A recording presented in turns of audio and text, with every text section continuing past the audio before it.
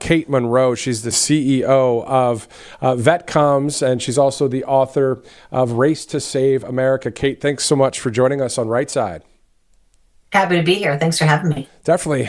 Your thoughts about the fake No Kings protest? I just call it fake because I just feel like it right now. I mean, your thoughts about all of that the other day? Well, I mean, I think the protest is very real, but the outrage is fake. I think that we can all agree on. We even saw them here in San Diego in very wealthy neighborhoods. And I'm thinking, do you not have anything better to do on a sunny afternoon on a Saturday in San Diego than stand out here and hold a bunch of signs for something you don't even really know what it means? You had Cory Booker out showing off and showing out. You also had Nancy Pelosi, who made what we could only think is like a Burger King crown and tore it in half. I mean, the grandstanding never, ever escapes these people. But I love that Trump came out to say, hey, thanks, guys, for all the protests. I was worried a king was going to take my job. So if people want to go waste their time doing that and not helping out with homeless, drugs, lawlessness, the border, veterans affairs. I mean, to each their own. I prefer to focus on things that I can affect change on. Exactly. So let's talk about some of that. Let's talk about maybe the past 5-10 years of your life politically, personally, if you'd like. Just what are the things that really drive you to do things like this? Come on to a conservative network live right now. Well, I am a conservative. I grew up in a conservative household. I think having gone into the Marine Corps, a lot of military, not all military personnel are conservative, but many are, depending on where they come from in the country.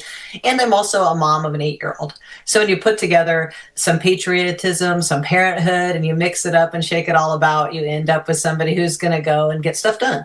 And so about, I think 2.5 years ago, I started running for Congress, and people would say, hey, the border's open. That's great. But what are you going to do about it? And I thought, well, what am I going to do? Like, what is this one lady going to do? And that's when I got the razor wire, went down to the border, create the border vets, and I think I just sort of went viral around the world for doing something. I think it was a novel idea. Oh, hey, you can get on Amazon and get a box of razor wire and go close up your own piece of the border. And so I think things like that just taught me that, if you're willing to step up and step out and stand in the gap, others will follow you. And it was just really interesting to me to see all the love that poured in. And then I think when you help veterans, we've helped 19,000 veterans get their disability compensation for $7 billion in lifetime income. And you just hear story after story after story every single day. It just wells up in you and you can't really help yourself. I'm just one of those people. I'm not going to sit idly by while we go quietly into the night. I cannot do it. I would encourage others to as well. If the only thing you can do is go vote, at least go do that. Not everybody's tasked to do what I do, but you can do something, I think, is a good message. It's 100% the truth. And it's simple. You made a common sense move. You said, I'm going to get this razor wire. I'm going to go put it at the border.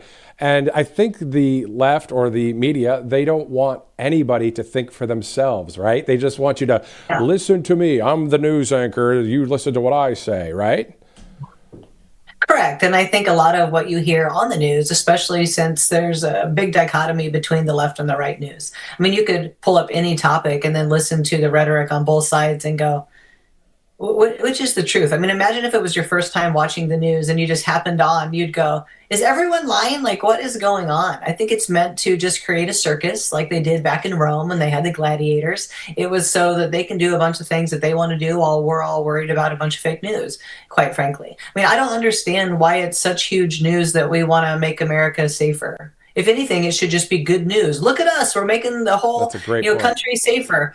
But instead, it's, Trump is a king and trying to do what? I don't know. He's trying to keep you safe. I don't really understand. Yeah, no, that's an awesome point. And that, again, is telling it like it is. It's the common sense that we, the people, the majority of this country, and people around the world that love freedom want to hear things that you just said. It's very simple. It makes sense. It's the 1 + 1 = 2 in conservative media, but it's 1 + 1 = 9 million in the mainstream media, isn't it? Well, it's just like, it really, with any kind of argument, people always want to lean toward their feelings and not toward the facts. And the facts support that what we are doing currently with this administration is working around the globe, not just to keep more peace, but to also just get the economies of all the other world's powers in line. But somehow that fact that it is working well can be misconstrued into someone's feelings on the matter. I've always said it's sort of like when you look at the Bible, 1 plus 1 is 2. It's not 3. It's not 5. Not everything's open for discussion. Some things just are. The sky is blue. It's not green. It's not black unless it's at nighttime, but it's still blue, really. So I don't really understand where people get so lost and swept away in their feelings.